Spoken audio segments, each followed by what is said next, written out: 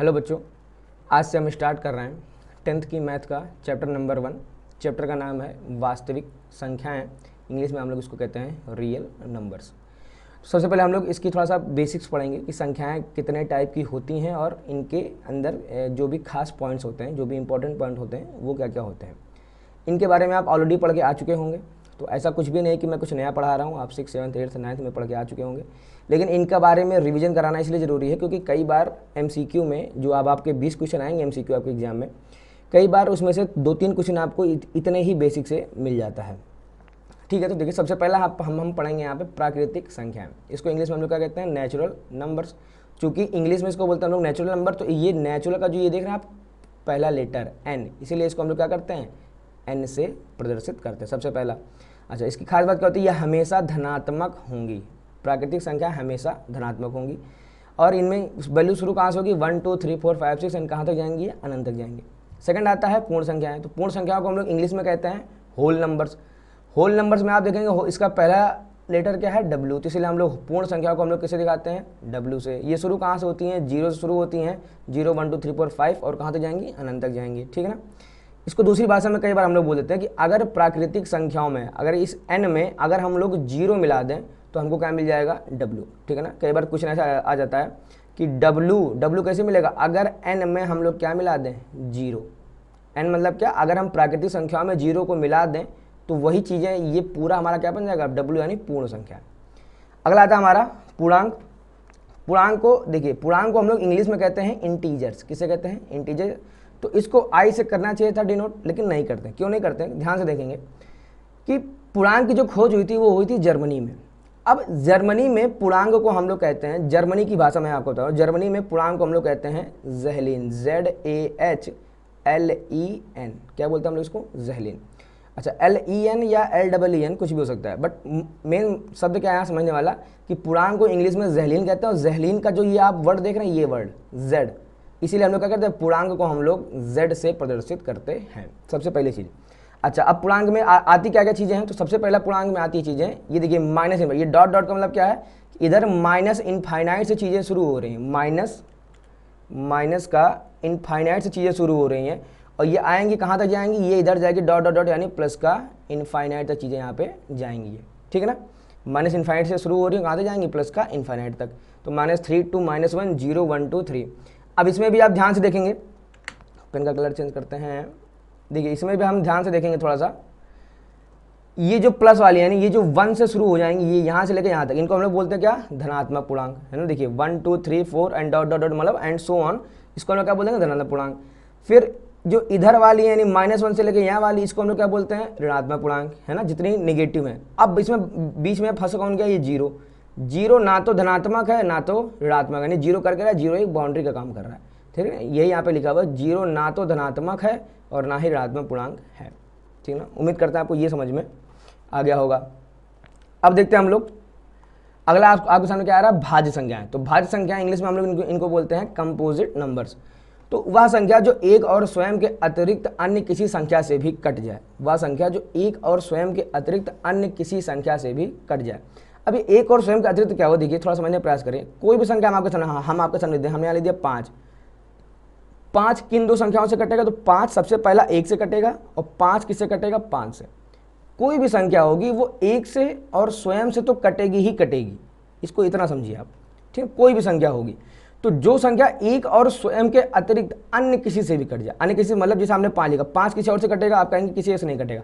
लेकिन जैसे हमने एग्जाम्पल लिखा 8, अब देखिए ध्यान से, 8 जो है, 8 1 और 8 से तो कटेगा ही कटेगा। इसके अलावा ये जो 8 है, 8 आपका 2 से भी कटेगा, 8 आपका 4 से भी कटेगा, है ना। तो ये एक और स्वयं के अतिरिक्त ये अन्य 2 संख्याओं से भी कट रही है, इसलिए हम क्या बोल देंगे, 8 आपका क्या है, एक भाज्य संख्या है।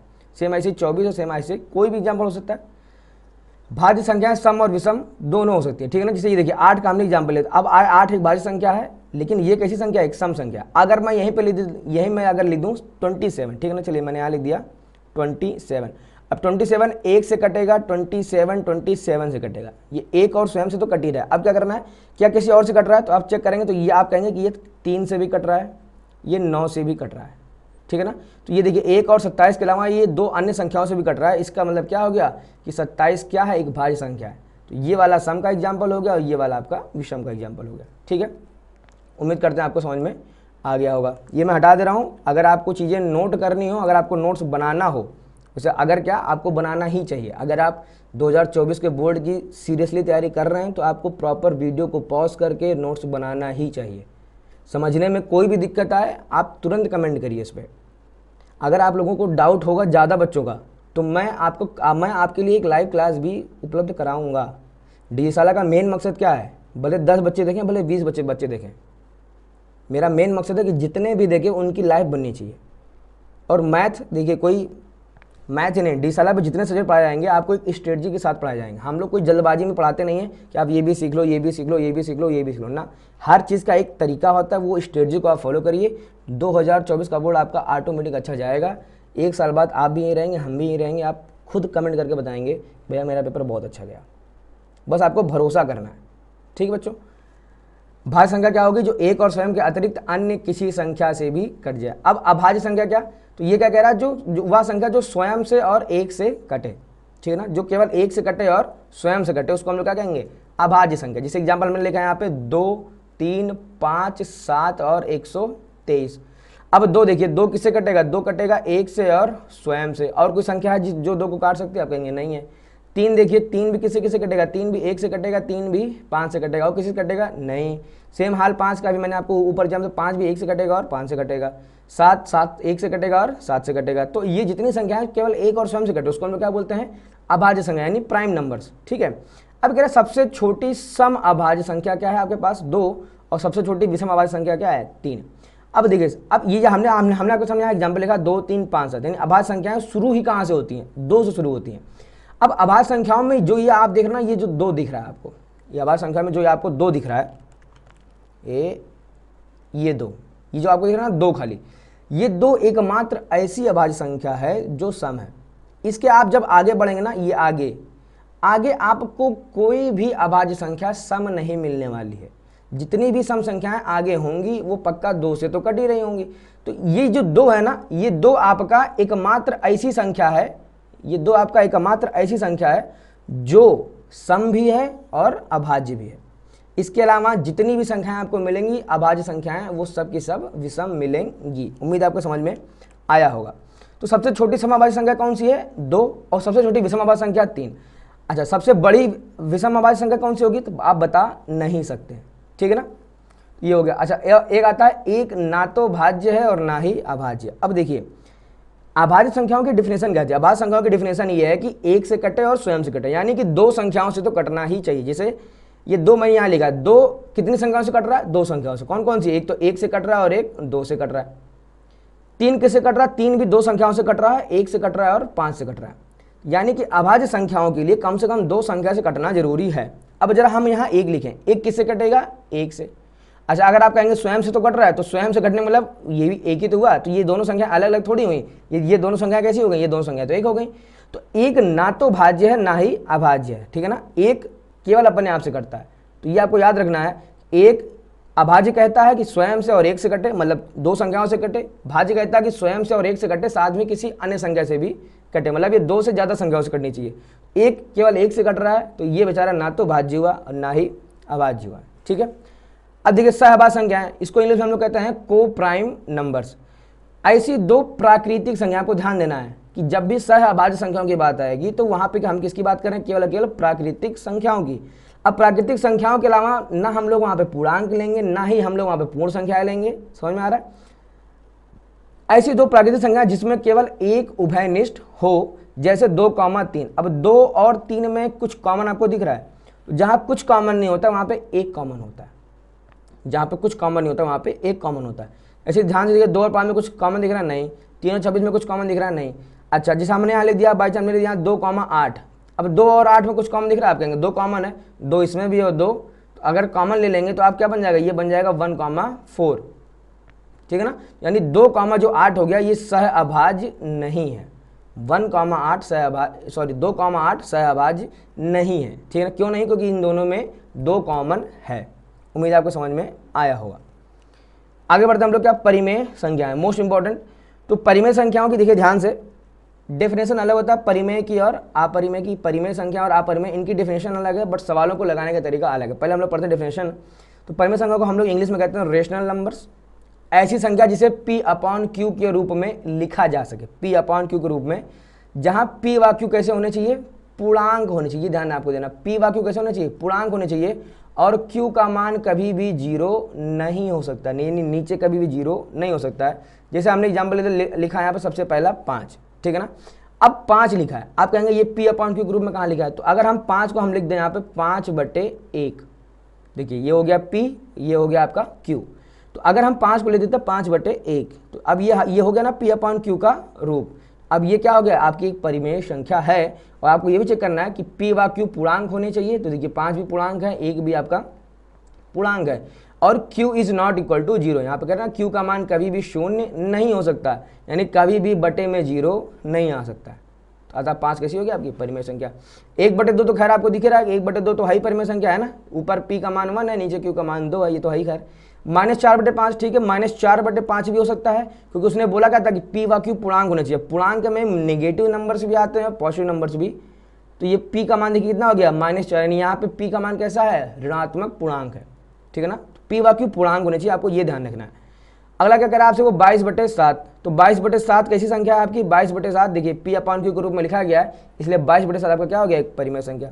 बच्चा अक्सर कंफ्यूज किस में करता है, इसमें 0 में। अब देखिए 0 को क्या आप ऐसे लिख नहीं सकते हैं, 0/1, 0 को क्या आप 0/1 के रूप में लिख सकते हैं कि नहीं, कहेंगे बिल्कुल लिखा जा सकता है। तो अब देखिए ये हो गया P, ये हो गया आपका Q।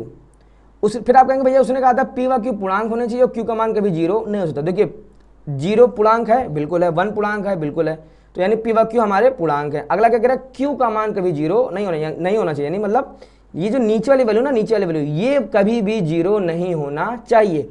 ऊपर 0 हो जाए फर्क नहीं पड़ता, P 0 हो जाए, ठीक है ना। जिसे इसको हम लिखेंगे ना P अपॉन Q, P हमारा 0 हो जाए फर्क नहीं पड़ता, लेकिन Q कभी भी 0 नहीं हो सकता है। ये ध्यान में रखना है, कभी भी नीचे 0 नहीं आएगा, हमेशा ऊपर 0 आ सकता है, कोई दिक्कत की बात नहीं है। नीचे 0 क्यों नहीं आएगा, किसी दिन हम लोग इसके ऊपर शॉर्ट वीडियो बनाते हैं कि मैथ में हम लोग कभी भी बटे में 0 नहीं लेते, क्यों नहीं लेते हैं, क्या है इसके पीछे की कहानी, किसी दिन हम लोग देखेंगे इसको, ठीक है। ये उम्मीद है समझ में आपको आ गया होगा परिमेय संख्याएं। थोड़ा सा मैं इसको साफ करता हूं। अब हम लोग देखेंगे, यहाँ पे देखते हैं हम लोग फटाक से, परिमेय संख्याओं का P अपॉन Q के रूप में अद्वितीय निरूपण नहीं होता है। तो सबसे पहले इस बिंदु को समझेंगे, अद्वितीय मतलब क्या होता है। देखिए अद्वितीय को अगर आप संधि विच्छेद करेंगे तो यहाँ निकल के आता है आ प्लस द्वितीय, ठीक है ना। अब द्वितीय मतलब होता है, इसका मतलब होता है दूसरा, द्वितीय मतलब दूसरा, आ मतलब होता है नहीं, है ना। यह आपने भी देखा होगा कई बार, आ अगर आप किसी शब्द के आगे लगा देंगे तो उस शब्द का मतलब जस्ट अपोजिट हो जाता है, ठीक है ना। तो आ का मतलब दूसरा नहीं, सॉरी अद्वितीय मतलब दूसरा नहीं, यानी अद्वितीय हम लोग उसके लिए बोलते हैं जिसके जैसा कोई दूसरा ना हो, यानी वो सिंगल पीस हो। जैसे ताजमहल, तो ताजमहल अद्वितीय है, क्यों, उसके जैसे कोई बिल्डिंग आज तक बनी नहीं है सुंदरता के मामले में, ठीक है। तो ये क्या कह रहा है कि अद्वितीय निरूपण नहीं होता, यानी परिमेय संख्याओं का ना अद्वितीय निरूपण नहीं होता, यानी परिमेय संख्या ऐसा नहीं कि केवल एक ही रहेंगी। जैसे कि मैं यहाँ लिख दूँ 1/2, सबसे अच्छा एग्जाम्पल देखिए लिखा है। अब 1/2 ऐसा नहीं कि 1/2 के रूप में किसी और संख्या को आप लिख नहीं सकते। कैसे, देखिए 3/6 भी हमने लिखा है, 1/2 का जो मान होगा वही मान 3/6 का होगा। यहाँ 3 से आप 6 काटेंगे कितना बच जाएगा पास, 1/2। ये अगर मैं यहाँ लिख दूँ 10/20, तो ये भी अगर 10 से काटेंगे कितना बच जाएगा आपके पास, 1/2। तो ये 1/2 ना ये अकेली नहीं है, 1/2 जैसी कितनी संख्याएं, 1/2 जैसी आपको अनेकों संख्याएं मिलेंगी, ठीक है ना। ये इसलिए कह रहा है कि ये कोई अद्वितीय चीज नहीं है, मतलब कोई यूनिक चीज नहीं है कि ये इकलौती चीज है, इसके जैसी यानी कितनों हैं, है ना। तो 1/2 के रूप में यानी कितने संख्याओं को हम लोग लिख सकते हैं, ठीक है ना। और इन्हें हम लोग क्या कहते हैं, इन्हें हम लोग कहते हैं तुल्य परिमेय संख्याएं या भिन्न, ठीक है ना। यानी ये इसके बराबर है और ये इसके बराबर, तो ये सभी आपस में एक दूसरे के बराबर हो जाएंगे, मतलब क्या, तुल्य, ये एक दूसरे के तुल्य, तुल्य मतलब होता है बराबर। तो ये कैसे, ये एक दूसरे के तुल्य परिमेय संख्याएं हैं, तो एक दूसरे के तुल्य परिमेय संख्याएं हैं या फिर एक दूसरे के तुल्य भिन्न है। उम्मीद आपको समझ में आया होगा। देखिए थोड़ा सा वीडियो लंबा हो सकता है, क्यों, क्योंकि जब आप चीज़ों को एकदम डिटेल में पढ़ाते हैं, मैं आपको ये नहीं समझ के पढ़ा रहा हूँ कि मेरा काम है मैं शॉर्ट रखूँ, मैं वीडियो कॉल 5 मिनट में आऊँ, मैं 5 मिनट आपको सारी संख्या समझा के चला जाऊँ। आप हमारे लिए एक ऑनलाइन फैमिली हैं। जैसे हम लोग ऑफलाइन कोचिंग में पढ़ाते हैं, अगर ऑफलाइन कोचिंग में बच्चों को हम लोग डिटेल में पढ़ाते हैं, हम लोग उनको जल्दबाजी तो वहाँ दिखाते नहीं हैं। तो हम ऑनलाइन आए हैं सिर्फ और सिर्फ इस मकसद से कि आपके जब परसेंटेज बनेंगे तो आप डी साला का नाम लेंगे, वही हमारी फीस होगी आपसे। तो ये जो जितना भी हम लोग लंबा लंबा टॉपिक पढ़ाएंगे, लंबे का मतलब होता है कि हमने आपको वो कंटेंट दिया है जो हम आपको अपनी ऑफलाइन क्लास में देते, और ऑफलाइन क्लासेस के मार्क्स आप लोगों को अच्छे से पता है। नहीं पता है तो आप गूगल पर सर्च करके आप देख सकते हैं कि डी साला कोचिंग क्लासेस की क्या रेटिंग है गूगल पे। ठीक है, उम्मीद करते हैं ये बड़े वीडियो देखिए आप लोग डरेंगे नहीं। शॉर्ट वीडियो देखना हो तो देखिए बेटा, आपको ना यूट्यूब पे से कई सारे लोग मिल जाएंगे, 5 मिनट में हम पूरा चैप्टर पढ़ा देंगे, है ना। गुणनखंड करना सीखें 2 सेकंड में, 5 सेकंड में। ऐसे नहीं होता है, ज़िंदगी ऐसे काम नहीं चलते है ना, हर चीज़ शॉर्टकट में नहीं होता है। किसी और दिन इसके ऊपर समझाएंगे। वीडियो लंबी जा रही इसलिए जाएगी क्यों, क्योंकि मैं आपको डिटेल में पढ़ा रहा हूँ एक छोटी छोटी बात। अगर आपने पूरा वीडियो पढ़ लिया तो नंबर सिस्टम में जितनी भी टाइप की संख्याएँ आप पढ़ेंगे उसमें आप कहीं से फंसेंगे नहीं, ये मेरी आपसे गारंटी है। ठीक है बच्चों, तो ये हो गया आपकी परिमेय संख्या, जिसको हम P अपॉन Q के रूप में लिखा जा सकता है। P व Q पूर्णांक होने चाहिए, Q is not equal to 0, यानी नीचे कभी भी 0 नहीं आना चाहिए। अपरिमेय संख्या देखिए परिभाषा क्या कहती है, इर्रेशनल नंबर। इसकी परिभाषा कहती है ऐसी संख्या जिसे P अपॉन Q के अनुपात के रूप में लिखा ना जा सके। ठीक है ना, जैसे स्क्वायर रूट 5, इसको हम बोलेंगे क्यूब रूट 4, इसको बोलेंगे स्क्वायर रूट 3, और सबसे अच्छा एग्जाम्पल हमारा क्या आता है, पाई। ठीक है ना, इनको हम लोग P अपॉन Q के रूप में लिख नहीं सकते हैं। सब अब ये सब तो आपको समझ में आ गया होगा कि ये रूट से बाहर नहीं आने वाले हैं ना, ये रूट के बाहर नहीं आएगा, ये रूट के बाहर नहीं आएगा, ये रूट के बाहर नहीं आएगा, इसलिए ये कैसी संख्या होगी, अपरिमेय संख्या है। ठीक है ना, और देखिए परिभाषा अलग है, सवाल लगाने का तरीका अलग है। सवाल लगाने का तरीका क्या, अगर संख्या रूट के बाहर आ जाए तो वो संख्या आपकी क्या हो जाएगी, परिमेय संख्या। अगर संख्या रूट के बाहर नहीं आ पा रही तो वो संख्या आपकी कैसी हो जाएगी, अपरिमेय संख्या। सवाल लगाने में हम लोग इसका इस्तेमाल करेंगे कि अगर रूट के बाहर संख्या आ गई तो परिमेय, नहीं आई तो अपरिमेय। ठीक, लेकिन खैर परिभाषा भी पता होनी चाहिए। तो अपरिमेय की परिभाषा क्या है कि इसे P अपॉन Q के अनुपात के रूप में लिखा ना जा सके। ठीक, अब ध्यान से देखेंगे, हम सब ने हमेशा से पढ़ा है कि पाई का मान क्या होता है, 22/7। हम लोग सवालों में इसका इस्तेमाल करते भी हैं। लेकिन अब देखिए ध्यान से, 22/7, यहाँ ध्यान से देखिए 22/7 हमने क्या बोला था कि 22/7 कैसी है, परिमेय संख्या। अच्छा, यहाँ हम क्या बोले, अपरिमेय संख्या है क्या, पाई।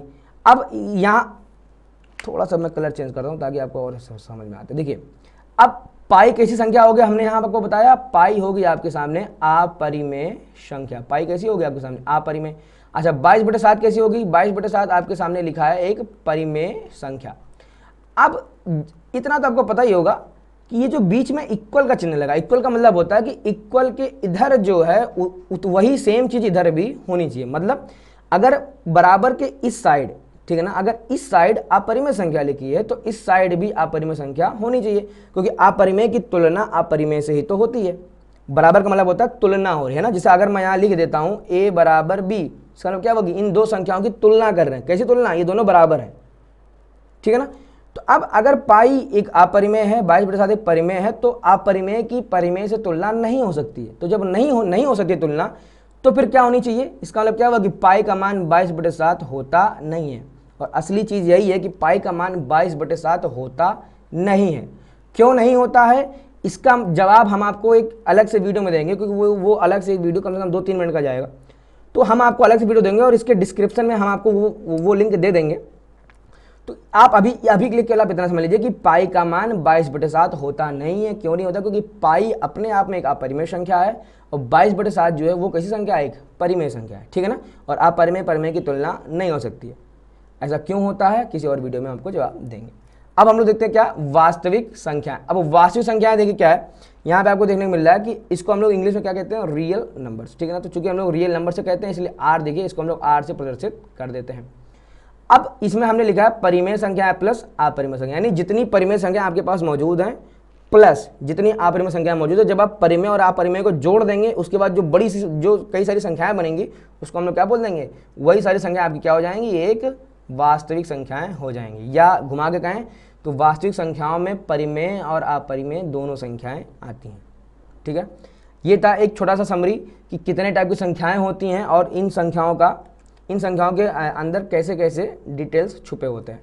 तो उम्मीद आपको ये समझ में आया होगा। अगर आपको ये समझ में नहीं आया है तो आप इसी वीडियोस को दोबारा देखिए, उम्मीद आ गया होगा। नहीं आया तो दोबारा देखिए, और अगर आ गया है तो अब हम लोग थोड़ा सा आगे बढ़ते हैं, देखते हैं कि इसके ऊपर सवाल किस तरह से वो पूछ सकता है। ठीक है ना, सबसे पहले देखिए प्रैक्टिस योरसेल्फ 1, ठीक है ना।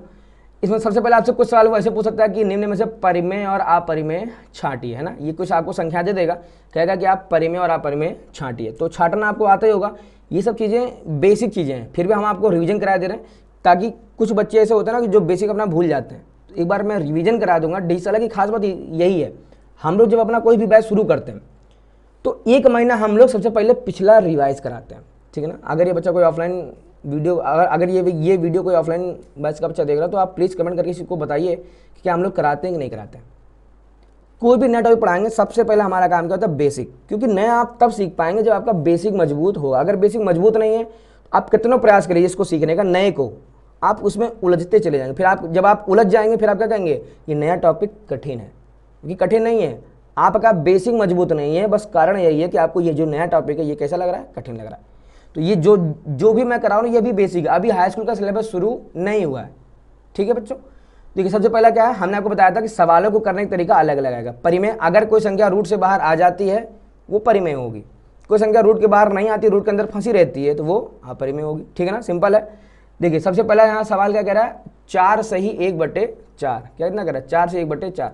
अब इसको आप हल करेंगे तो 4 का गुणा इसमें करा देंगे। देखिए ले देते हैं 4 सही 1/4, हल करेंगे तो 4 चौको 16 और ये जोड़ेंगे कितना, 17/4। अच्छा ये अभी किस में है, रूट में है, ठीक है ना।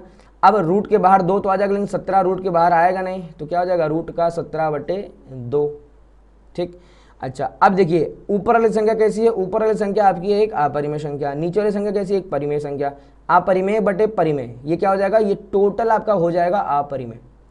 इसके ऊपर भी क्वेश्चंस आते हैं, थोड़ा सा मैं समझ लेता हूँ अच्छे से। देखिए पेन चेंज करते हैं फटाक से और थोड़ा सा हम लोग इसको समझने का प्रयास करते हैं। अगर हमने परिमेय प्लस परिमेय, अगर हमने 2 परिमेय संख्याओं को जोड़ा तो रिजल्ट क्या मिलेगा, हमेशा परिमेय संख्या, ठीक है। अच्छा अगर हमने परिमेय और परिमेय 2 संख्याओं को अगर हमने घटा दिया तो भी रिजल्ट क्या मिलेगा, हमेशा परिमेय। अगर परिमेय और दो परिमेय संख्याओं को अगर हमने गुणा करा दिया तो भी हमको क्या मिलेगा, रिजल्ट परिमेय। अगर हमने परिमेय और बटे परिमेय कर दिया, यानी बटे मतलब भाग, अगर 2 परिमेय संख्याओं का भाग दिया आपस में तो भी क्या मिलेगा हमको, परिमेय। एग्जाम्पल ले लीजिए, चलिए अगर हमने एग्जाम्पल ले लिया, चलिए 2 और 3, तो 2 और 3 अगर जोड़ा 5 की संख्या परिमेय। 2 और 3 अगर घटाया, 2 और 3 अगर हमने आपस में घटाया कितना आएगा, -1 कैसा है, परिमेय। फिर अगर 2 गुणे 3 किया कितना आंसर आएगा, 6 की संख्या परिमेय। अगर 2/3 कर दिया यानी भाग दे दिया तो अभी भी ये कैसा निकल के आ रहा है आपका, परिमेय, ठीक है ना। यानी अगर 2 परिमेय संख्याओं को जोड़िए, घटाइए, गुणा करिए, भाग करिए, वो सभी क्या निकल के आएगा, परिमेय। अब थोड़ा अपरिमेय के बारे में समझते हैं हम लोग। अगर 2 अपरिमेय संख्याएं हैं, हम इनको जोड़ें, घटाएं, गुणा कराएं या भाग कराएं, किसके साथ, अपरिमेय के साथ। 2 अपरिमेय संख्याओं को हम लोग जोड़ें, घटाएं, गुणा कराएं या भाग कराएं। अब बदले में क्या निकल के आएगा, तो बदले में कुछ भी निकल के आ सकता है। मतलब हो सकता है कभी परिमेय आ जाए और हो सकता है कभी अपरिमेय आ जाए। एक मिनट, इसको ऐसे ना लिख के इसको मैं लिखता हूँ, कभी परिमेय भी आ सकता है और कभी अपरिमेय भी आ सकता है। मैं एग्जाम्पल लेके थोड़ा सा आपको समझाने का प्रयास करता हूँ, ठीक है ना। हमने मान लिया 2 परिमेय संख्या ले ली, हमने ले लिया है 2 + √3, ये कोई हमारी पहली परिमेय संख्या है, और हमने यहाँ ले लिया कोई 2 - का √3, ठीक है ना। ये अलग से परिमेय संख्या है और अपरिमेय संख्या है, और ये वाली अलग से अपरिमेय संख्या है। अब जब ये दोनों अलग अलग अपरिमेय संख्या, अगर आपने कहा मैं इन दोनों को जोड़ूंगा, इन दोनों को क्या करूंगा, जोड़ूंगा, अगर आपने इन दोनों को जोड़ा, देखिए √3 - का √3 का क्या हो जाएगा, √3 से √3 कैंसिल हो जाएगा और आंसर क्या निकल के जाएगा आपके सामने, आंसर आपके सामने आ जाएगा निकल के 4। तो आपने 2 अपरिमेय संख्याएं ली, एक ये और एक ये, 2 अपरिमेय संख्याओं को जोड़ा तो क्या निकल के आ जाएगा आपके सामने, परिमेय संख्या। लेकिन अब देखिए अगर हम यहीं पे चेंज करते हैं, अगर हमने यहीं पे चेंज कर दिया, हमने कहते ये 2 + √3 है और यहाँ पे हमारा केवल, चलिए हम मान लेते हैं यहाँ मान लेते हैं ये हमारे पास लिखा है 2+, या हम लोग मानते हैं ये 4 + √3 लिखा हुआ है। थोड़ा सा मैं इसको क्लियर कर देता हूँ, 4 + √3। अब ये भी अपरिमेय है, ये भी अपरिमेय। अब अगर आप जोड़ेंगे तो कितना आएगा, देखिए 4 2 जोड़ जाएगा 6 और √3 जोड़ा कितना हो जाएगा, 2 + √3। अब आपने दो अपरिमेय संख्याओं को जोड़ा तो यहाँ क्या मिल रहा है? अपरिमेय। इससे पहले भी हमने करके दिखाया कि जब दो अपरिमेय संख्याओं को जोड़ा तो क्या निकल गया? परिमेय। तो अगर दो ऐसे ही अगर आप दो अपरिमेय संख्या को अगर आप जोड़ते हैं तो कभी परिमेय आ सकता है, कभी परिमेय, कभी अपरिमेय। यही सेम काम अगर आप दो अपरिमेय संख्याओं को अगर आप घटाएंगे तो भी हो सकता है परिमेय है, अपरिमेय है। अगर दो अपरिमेय संख्याओं को अगर आप गुणा कराएंगे तो भी हो सकता है कि परिमेय बने, हो सकता है कि अपरिमेय। जैसे एग्जाम्पल हम ले लेते हैं गुणा कराने वाला, हमने ले लिया यहाँ पे √3 इंटू टू, √3 इंटू टू।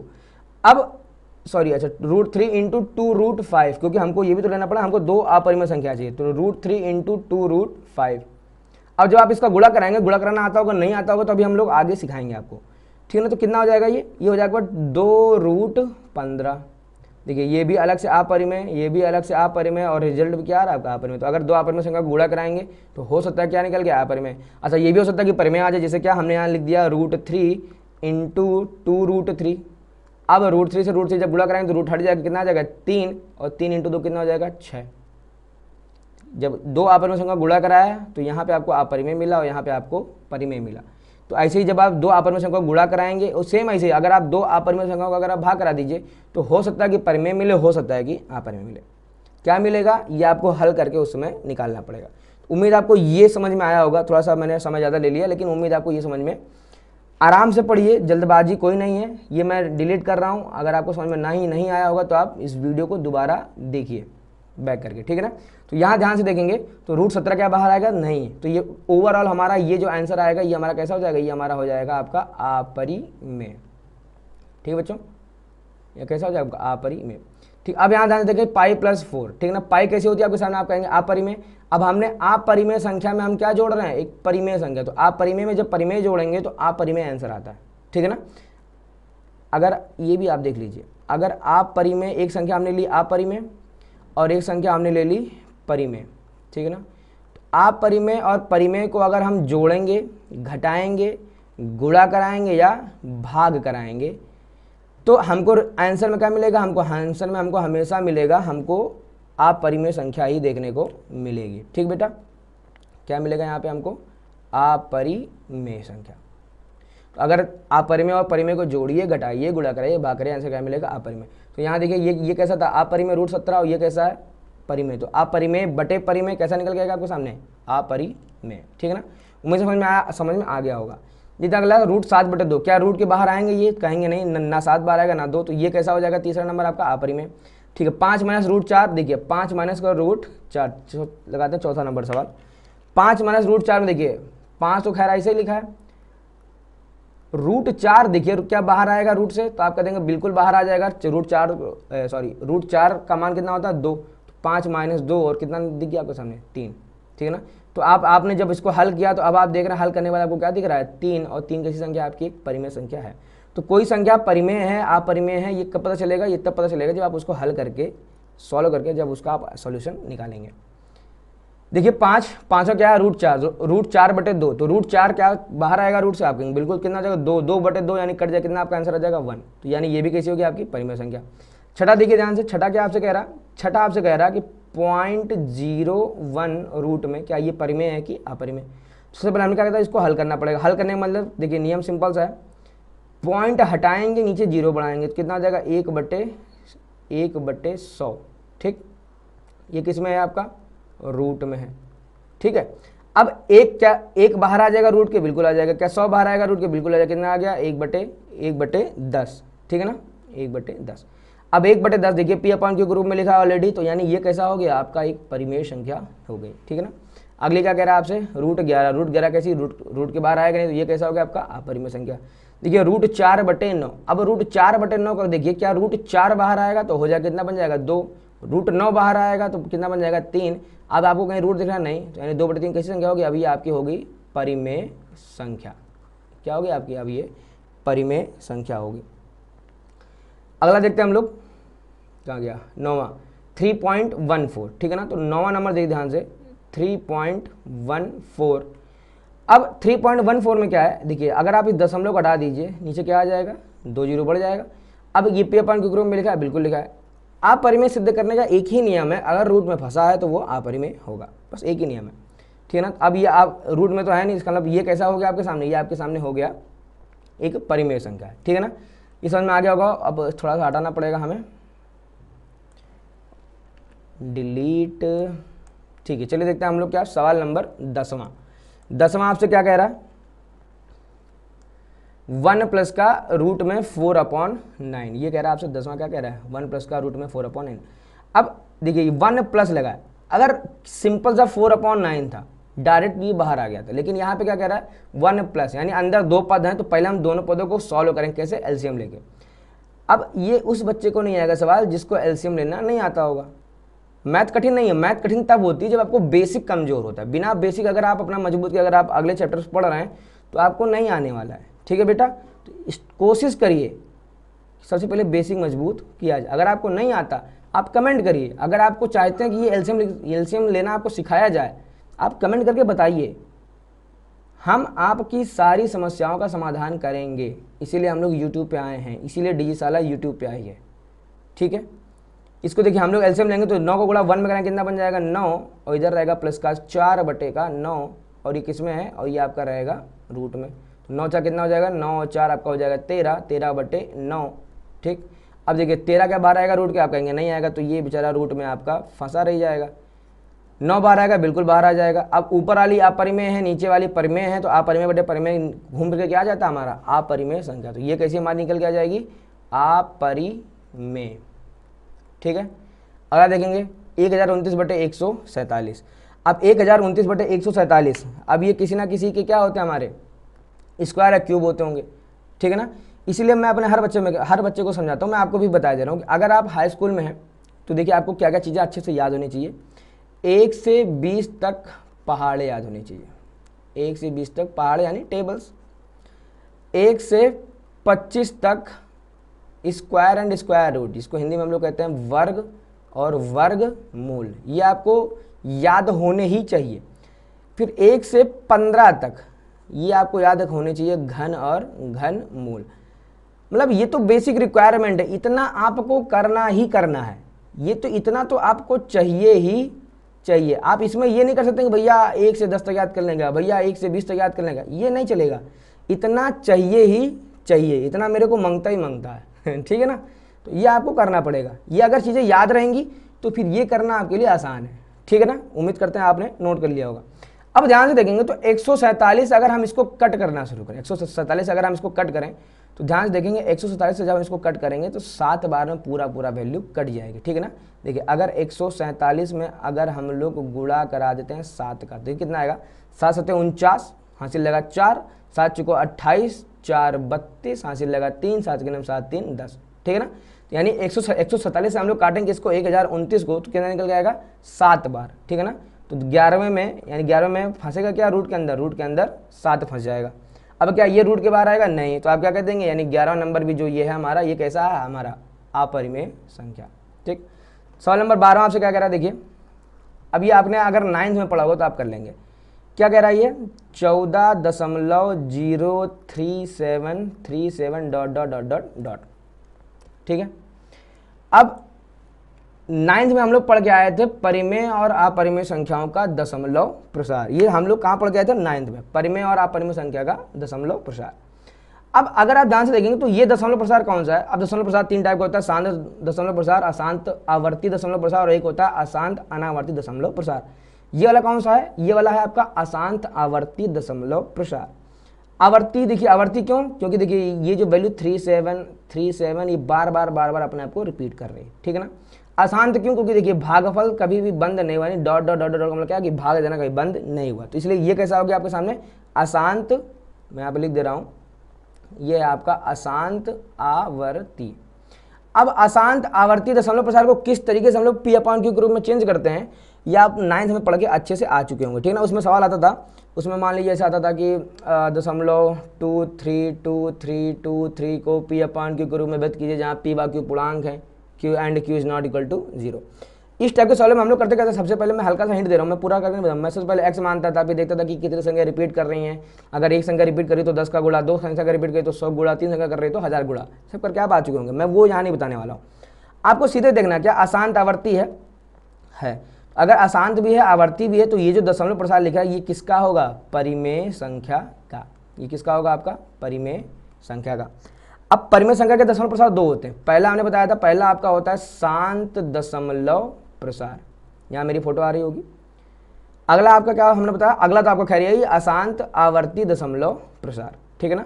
बाकी जो बचता है तीसरा अशांत अनावर्ती दशमलव प्रसार, वो किसका होता है, वो आपका होता है अपरिमेय संख्या का।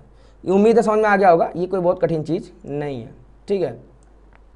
चलिए मैं डिलीट कर रहा हूँ, आप वीडियो को पॉज करके या पीछे जाके आप फिर से नोट कर लीजिए। अगला देखिए क्या कर रहा है, सवाल नंबर 13। और इस टाइप के सवाल लॉन्ग में आएंगे। जब भी सवाल नंबर 13 जैसे आएगा, ये लॉन्ग में आएगा, ये कभी भी शॉर्ट में एक नंबर में नहीं आ सकता। क्यों? क्योंकि हमको इनको सॉल्व करना रहेगा। तो सबसे पहले हमारा काम है क्या, सवाल को उतारना। तो हो जाएगा 2√45 प्लस का 3√20 बटे 3√5, ठीक है ना। अब देखिए √45 को हम लोग, देखिए हम तो डायरेक्ट कर सकते हैं लेकिन थोड़ा सा आपके लिए सही कर रहे हैं। 45 को हम लोग लिख देंगे यहाँ 9 गुणे 5, ये रूट में रहेगा, प्लस का 20 को हम लोग लिख देंगे 4 गुणे 5, ये किस में रहेगा, रूट में। बटे में क्या है 3√5 तो ऑलरेडी लिखा हुआ है। अब देखेंगे ध्यान से यहाँ से, तो √9 बाहर आया कितना बनेगा 3, तो ये बाहर आएगा 3 बन जाएगा, 3 गुणे 2 कितना हो जाएगा आपके पास 6। अच्छा रूट में यहाँ फंसा कौन है, अभी भी रूट में फंसा आपके सामने 5। यहाँ देखिए √4 बाहर आया कितना बनेगा 2, 2 × 3 कितना हो जाएगा फिर से अगेन 6, और ये कितना है आपके पास 5, ये आपका ऐसे फंसा रहेगा। बटे कितना है 3√5, ठीक। अब 6 और 6 कितना हो जाएगा, ये हो जाएगा आपके सामने 12√5 बटे 3√5, ठीक है ना। अब ये कट जाएगा, अब ये कटे कैसे, देखिए 3 से कटेगा 12, 3 से कटेगा 12, इससे ये कट जाएगा, कितना बचेगा यहाँ पे 4, और √5 से √5 पूरा करके कुछ बचा ही नहीं, कितना निकल के आएगा 4। अब बताइए 4 परिमेय है कि अपरिमेय, तो आप कहेंगे 4 कैसी संख्या आपकी, परिमेय संख्या, ठीक है ना। इस टाइप के सवालों को आप क्या कहेंगे, इनको आपको पूरा प्रॉपर हल करना पड़ेगा। हल करने के लिए आपको square, square root, cube, cube root अच्छे से याद होने चाहिए। हल करेंगे, हल करने के बाद ये आप डिसाइड करेंगे कि परिमेय आ रहा है कि अपरिमेय, ठीक है ना। ये उम्मीद करते समझ में आ गया होगा। वीडियो लंबी हो रही है लेकिन आपको पूरा कवर कराया जा रहा है यहाँ पे, ठीक है। इससे अच्छा कोई पढ़ा नहीं सकता नंबर सिस्टम, ये तो गारंटी है मेरी। इससे अच्छा नंबर सिस्टम को कहीं कोई पढ़ा नहीं सकता है। यूट्यूब पे हम लोग भी सर्च करते रहते हैं, हम लोग भी देखते थे कि अपोजिट लोग करके आ रहे हैं। तो ये मैं आपको 100% बता रहा हूँ, इससे अच्छा नंबर सिस्टम, इससे डिटेल नंबर सिस्टम कोई आपको पढ़ा नहीं सकता है, ठीक है ना। देखिए अगला क्या कह रहा है आपसे, सवाल नंबर दूसरा है कि √3 - √5 और √5 + √3 के गुणनफल की प्रकृति बताइए। तो प्रकृति बताने का मतलब सिंपल सा है कि आप उसको इतना बता दीजिए कि भैया ये जो हम जब गुणा कराएंगे तो ये परिमेय आएगा कि अपरिमेय आएगा, ठीक है ना। आपको बस यही बताना है। तो सबसे पहले हमारा नियम क्या है, हमने कहा इनका जब गुणा कराएंगे तो वो तो बाद में देखेंगे ना कि आ क्या रहा है। सबसे पहले काम क्या है, इनका गुणा कराया जाए। तो इनका गुणा कैसे कराएंगे हम लोग, देखिए सवाल नंबर दूसरा, इधर लिखा है √3 माइनस का √5 इंटू √5 प्लस का √3, ठीक। हल्का से करते हैं हम लोग चेंज, यहाँ लिखा √5 प्लस √3 और यहाँ लिखा √3 माइनस √5, यानी तो √3 पहले लिखा तो क्या करते हैं √3 पहले लिखते हैं हम लोग। यहाँ पे कितना हो जाएगा, तो √3 माइनस का √5 इंटू √3 प्लस का √5, ठीक भाई। इसको तो आगे पीछे कर सकते हैं ना, कोई दिक्कत नहीं। अब देखिए ये लिखा क्या है यहाँ पे, ये लिखा है a माइनस बी और ये लिखा है a प्लस बी, क्या हो जाएगा a² माइनस b²। a² का मतलब √3 का होल स्क्वायर माइनस √5 का होल स्क्वायर। अब √3 का स्क्वायर 3 माइनस का 5, √5 का स्क्वायर 5, तो ये कट जाए कितना निकल कर जाएगा -2। अब -2 कैसी संख्या है, परिमेय की अपरिमेय। समझदार आप हैं, आप हमको कमेंट करके बताइए कि -2 कैसी संख्या है, परिमेय की अपरिमेय, ठीक है ना। अगला कॉन्सेप्ट मोस्ट इंपॉर्टेंट कॉन्सेप्ट है, किसी पूर्णांक m के लिए प्रत्येक सम पूर्णांक निम्न किस रूप का होता है। देखिए ऑप्शन इसका है सी। कैसे होता है ध्यान से देखते हैं हम लोग सम पूर्णांक की परिभाषा क्या होती है, सबसे पहले हम लोग इसको समझने का प्रयास करें। अगर वीडियो लंबी हो तो प्लीज़ देखिए इसको, क्योंकि एक बार समझिए जिंदगी भर का हो जाएगा, ठीक है ना। मैं अगर आपसे बोलूं कि भैया ये बता दीजिए कि सम संख्या होती क्या है, तो आप कहेंगे कि सम संख्या वो संख्या होती है जो 2 से कट जाए। सम संख्या वो संख्या होती है जो 2 से कट जाए। अब 2 से कटने का मतलब क्या हो, देखिए हमने अगर यहाँ लिख दिया 3/2 तो क्या भाग जाएगा, आप कहेंगे नहीं जाएगा। क्यों नहीं जा रहा है, क्योंकि बस नहीं जा रहा है, शायद आपके पास जवाब ना हो। अगर मैं यहीं पे लिख दूँ 4/2 तो अब क्या भाग जाएगा, आप कहेंगे बिल्कुल भाग जाएगा। तो सिंपल सा पहले इसको समझिए कि कटने का मतलब क्या होता है। 4 को अगर हम 4 के अगर हम फैक्टर करेंगे क्या निकल जाएगा, 2 × 2/2, यानी 4 में पहले से मौजूद है क्या 2, तो ये दो करता क्या, ये दो अपने आप को काट लेता है, फिर जो बचता है वही आपका आंसर। एक और एग्जांपल लेते हैं, समझाते हैं। एग्जांपल है सिंपल, देखिए अगर हमने यहाँ लिखा 6/2 भाग जाएगा, आप कहेंगे बिल्कुल भाग जाएगा। देखिए भाग जाता कैसे, 6 के जब आप फैक्टर करेंगे, 6 के फैक्टर करने मतलब 2 × 3 कितना निकल के आएगा, /2। अब देखिए 6 में 1 2 पहले से मौजूद है, वो दिखता नहीं है, लेकिन जब आप फैक्टर करेंगे तो आपको दिखेगा। तो ये जो 2 मौजूद पहले से है, ये 2 इस 2 को कट कर देगा। यानी कोई भी संख्या जब भाग जाती है ना, तो वो संख्या केवल अपने आप को काटती है। 2 किसको काटा, 2 ने अपने आप को काटा, ठीक है ना। इसके जैसा ही एक यहाँ पे बैठा है, इसलिए 2 ने इसको कट कर दिया, ठीक। 2 3 को क्यों नहीं कर पाया, क्योंकि 3 जो है वो 2 जैसा नहीं है। 3 एक अलग परिवार का है, 2 अलग परिवार का है। 2 केवल 2 को ही काट पाएगा। तो अब जो बच गया वही आपका आंसर। अच्छा, अब जो सम संख्या की जो परिभाषा आपके पास परिभाषा क्या है, जो 2 से कट जाए, चेंज करते हैं। सम संख्या की परिभाषा वो है, अगर किसी संख्या के अंदर 2 मौजूद है तो वो संख्या सम संख्या होगी, और अगर किसी संख्या के अंदर 2 मौजूद नहीं है, जैसे 3 के अंदर 2 मौजूद नहीं है, तो ये सम संख्या नहीं होगी। जब सम नहीं होगी तो क्या होगी, विषम होगी, ठीक है ना। मैं फिर से रिपीट कर रहा हूँ, अगर किसी संख्या के अंदर 2 मौजूद है पहले से ही, तो वो संख्या सम संख्या है। अगर किसी संख्या के अंदर 2 मौजूद नहीं है तो वो संख्या विषम संख्या होगी, ठीक है ना।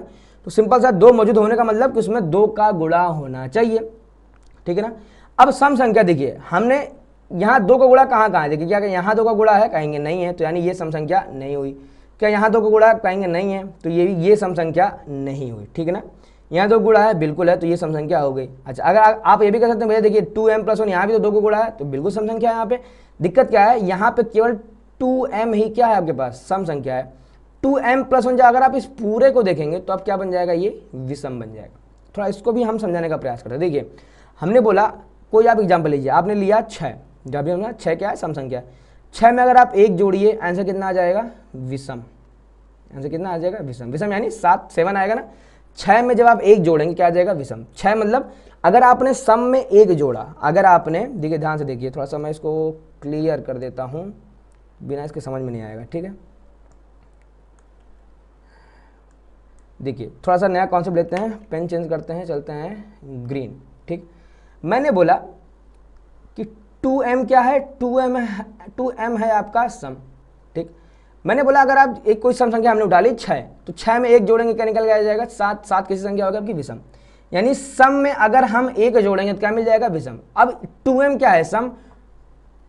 तो 2m में जब हम लोग 1 जोड़ देंगे, जैसे हमने ये सम है, इस सम में हमने 1 जोड़ा, आंसर क्या निकल के आएगा हमको, हमेशा विषम। क्या निकल के आएगा, हमेशा विषम, ठीक। अच्छा, तो अगर इस 6 में अगर हम 2 जोड़ दें तो कितना हो जाएगा, 8 हो जाएगा। 8 की संख्या है सम। क्या निकल घूम फिर के आया कि 2m में अगर हम लोग 2 जोड़ देंगे तो ये हमारा सम ही बना रहेगा। अच्छा, अगर 6 में मैं 3 जोड़ देता हूं, क्या बन जाएगा, 9 कैसी संख्या है आपकी, विषम। अगर मैं यहाँ पे 2m में 3 जोड़ देता हूं, ये कैसी बन जाएगी, विषम। कैसी बन जाएगी, ये विषम। कुछ उम्मीद है कुछ आपको पैटर्न समझ में आ रहा होगा कि जब यहाँ पे देखिए ध्यान से, जब यहाँ पे 2m था, सम था, 2m + 2 हुआ, सम था। लेकिन जैसे ही 2m में हमने 1 जोड़ा, 3 जोड़ा, क्या निकल गया, विषम। यानी सम संख्या में अगर आप सम संख्या जोड़ेंगे तो रिजल्ट क्या आएगा, सम संख्या। देखिए सम संख्या में ये देखिए 2m सम था, सम में हमने क्या जोड़ा, सम संख्या, यानी 2, रिजल्ट क्या मिलेगा आपको, सम। अब 2 ही नहीं, अगर मैं कह दूं कि मैंने 2m में जोड़ दिया है 20 या 10 मान लीजिए, ठीक है ना। हमने कह दिया कि 2m में मैंने जोड़ दिया है 10। अब बताओ, ये बताओ सम होगा कि विषम होगा। तो देखिए ये क्या है, सम संख्या। सम में जब सम जोड़ेंगे तो आंसर क्या निकल के आ जाएगा, आंसर निकल के आएगा आपका सम संख्या, ठीक है ना। अगर मैं यहाँ लिख दूँ 2m में मैंने जोड़ दिया है प्लस का मान लीजिए 26 की संख्या सम संख्या, तो ये भी क्या निकल के आ जाएगा, सम संख्या। इसका उल्टा भी सही, उल्टा मतलब अगर हमने जोड़ दिया 2m में हमने जोड़ दिया 13, तो इतना तो सम है, लेकिन सम में जैसे हम लोग क्या जोड़ देंगे, विषम, तो ये घूम फिर के हमारा क्या दे देगा हमको, ये हमको दे देगा विषम। एग्जाम्पल आपके सामने, सम में हमने 1 जोड़ा, 1 यानी विषम जोड़ा, विषम आया। सम में हमने 3 जोड़ा यानी विषम जोड़ा, क्या निकल गया है, विषम, ठीक है। ऐसे अगर आप 2m में विषम जोड़ेंगे तो विषम मिलेगा, 2m में सम जोड़ेंगे तो सम मिलेगा। क्यों, क्योंकि 2m क्या है आपका, 2m आपका है सम, ठीक है ना। तो ये वाला ऑप्शन क्यों नहीं हुआ सम, क्योंकि इतना पार्ट तो आपका क्या है, सम है, लेकिन जब आप ओवरऑल को देखेंगे तो सम में जब विषम जोड़ेंगे तो क्या निकल गया आंसर, विषम। उम्मीद करते हैं आपको समझ में आ गया होगा। देखते हैं सवाल नंबर 14, सेम है, ऊपर जो है सेम नीचे, अब ये कर लेंगे आप। कह रहा है प्रत्येक पूर्णांक q के लिए प्रत्येक विषम पूर्णांक की बात कर रहा है वो। अब देखिए q क्यू विषम हो भी सकता है, सम भी हो सकता है, इसलिए क्यू की बात नहीं करेंगे, ठीक है ना। क्यू प्लस 1 सम भी हो सकता है, विषम भी हो सकता है। 2Q हमेशा क्या निकल जाएगा, सम आएगा, अभी हमने आपको बताया। और 2Q प्लस 1 ये हमेशा सम रहेगा, जब ये हमेशा सम रहेगा और सम में जब हम लोग एक जोड़ेंगे तो आंसर क्या निकल जाएगा, हमेशा ये निकल के आएगा आपका हमेशा विषम, ठीक है ना। ये में से क्या निकल गया आपका विषम, तो सम वाला आंसर ये हो गया, विषम वाला आंसर ये हो गया। अगर 2Q प्लस 1 ना दिया था और कुछ और दिया होता, बाई चांस मान लीजिए वो आपको उसने आपको ऑप्शन दिया था 2Q प्लस का 7, क्या ये विषम होगा, बिल्कुल विषम होगा, क्योंकि 2Q हमारा क्या है, सम है, और इसमें जब हम लोग विषम जोड़ेंगे तो क्या निकल के आ जाएगा, विषम आ जाएगा, ठीक है ना। उम्मीद करते हैं आपको समझ में आ गया होगा, और इसी टाइप के सवाल आपसे पूछे जा सकते हैं, इससे बाहर कुछ नहीं जाएगा। वीडियो लंबी हो चुकी है तो, लेकिन यह है कि आपको पूरा कॉन्सेप्ट मैंने समझा दिया कि नंबर सिस्टम पे किस किस तरीके से आपको सवाल मिलते हैं, ठीक है ना। अगर आपको वीडियो समझ में आया हो, हल्का सा भी अगर आपको समझ में आया हो, तो आप इस वीडियो को बार बार देखिए, ठीक है ना। एक बार 10 बुक को मत पढ़िए, ठीक है ना, यानी 10 अलग अलग बुकों को एक बार ना पढ़िए, एक बुक को 10 बार पढ़िए। मतलब जब आप एक वीडियो जब आप 10 बार देखेंगे ना, तो आपको इस वीडियोस की बारीकियां तब आपको दिखनी शुरू हो जाएंगी। अगर फिर भी नहीं आता, आप कमेंट करिए, लाइव क्लासेस में दूंगा, लाइव क्लासेस में आप हमसे लाइव क्वेश्चंस पूछ सकते हैं कमेंट करके, ठीक है ना। यूट्यूब का कुछ अच्छा सा हम लोग इस्तेमाल करते हैं इस बार, ठीक है ना। अगर वीडियो पसंद आया तो वीडियो को लाइक करिए, शेयर करिए, अपने सभी दोस्तों के साथ शेयर करिए, क्योंकि अगर आपके दोस्त पढ़े लिखे होंगे तो ही चांसेस है कि आप भी पढ़े लिखे होंगे, है ना। माँ बाप क्यों कहते हैं कि अच्छे लोगों से दोस्ती करिए, यही कारण है कि दोस्त अच्छे होंगे तो आप खुद ब खुद अच्छे हो जाएंगे। वीडियो को शेयर करिए, लाइक करिए, चैनल पर नए हो तो चैनल को सब्सक्राइब करिए, और कमेंट करके बताइए कि ये हमारा प्रयास आपको कैसा लग रहा है। अगर आपको प्रयास अच्छा लगेगा तो हम लोग मैथ और इंग्लिश के साथ साथ हम लोग और सब्जेक्ट्स के भी नोट्स यहाँ पे आपको फ्री में प्रोवाइड कराएंगे, लेकिन इसके लिए आपको हमको बताना पड़ेगा कि कैसा लग रहा है हमारा प्रयास। धन्यवाद।